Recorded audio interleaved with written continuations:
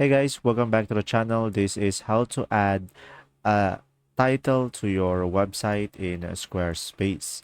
So guys, first thing that you will do is simply go to your site and just simply click on it. And after that, just simply go to the editor page and just simply click on here, top left corner over here.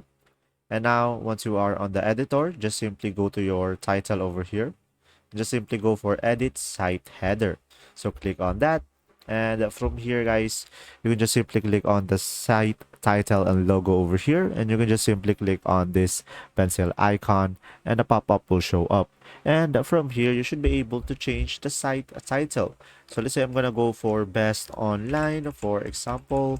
And after that, you can just simply add your logo and your mobile logo as well to make it more appealing. And once you are done, make sure to click on save on the top left corner of the screen. And after that, you should be able to change it. If this video was helpful, guys, please like and subscribe. And thanks for watching. See ya.